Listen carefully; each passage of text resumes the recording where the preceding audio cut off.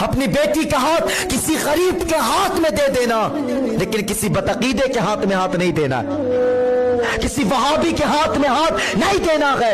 عہد کرو سارے آج کے بعد کہ اپنی بیٹی کا ہاتھ کسی غریب کے ہاتھ میں دے دیں گے، لیکن کسی بد مذہب کے ہاتھ میں ہاتھ نہیں دیں گے، کسی وہابی کے ہاتھ میں، کسی بدعقیدے کے ہاتھ میں ہاتھ نہیں دینا ہے۔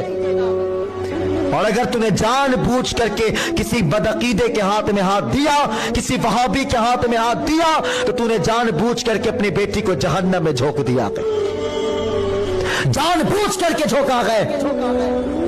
لیکن ہم مر گئے دولت کے چکر میں، مر گئے پیسے کے چکر میں، مر گئے ہم رتبے کے چکر میں، مر گئے ہم عزت کے چکر میں۔ کہتے نہیں جی داماد امیر ہونی چاہیے، داماد پیسے والے ہونی چاہیے، داماد زمین جائیداد والے ہونی چاہیے، داماد رتبے والی ہونی چاہیے۔ اللہ اکبر۔ کہتے نہیں جی جب داماد آئے تو لوگ اسے امیر کہہ کے عزت دے، جب داماد گھر پہ آئے تو لوگ اسے پیسے والا کہہ کے عزت دے، جب داماد گھر پہ آئے تو لوگ اسے زمین جائیداد والا کہہ کے عزت دے، داماد کو لوگ رتبے والا کہہ کے عزت دے۔ اللہ اکبر۔ کتنی بیٹیاں تو فون کر کے کہا کرتی ہے حضرت جی اب تو خودکشی کی اجازت ہوگی، اب تو زہر کھانے کی اجازت ہوگی، اب تو اجازت ہوگی تاکہ ہم اپنے گلے میں پھانسی کا پھندا لگا لیں اور اپنی جان دے دے۔ میں نے کہا بہن بتا تو صحیح آخر کون سا ظلم ہو گیا ہے، کون سا ستم ہو گیا ہے کہ تو زہر کھانے پہ مجبور ہو گئی ہے۔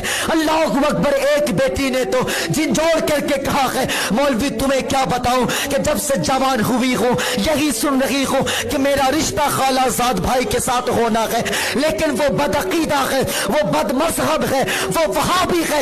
حضرت جی بتاؤ تو صحیح اگر باپ کی نافرمانی کروں تب بھی جہنم میں جاؤں گے، اور اگر بات مان لو تب بھی جہنم میں جاؤں گے، بتاؤ تو صحیح اب تو خودکشی کرنے کی اجازت ہوگی۔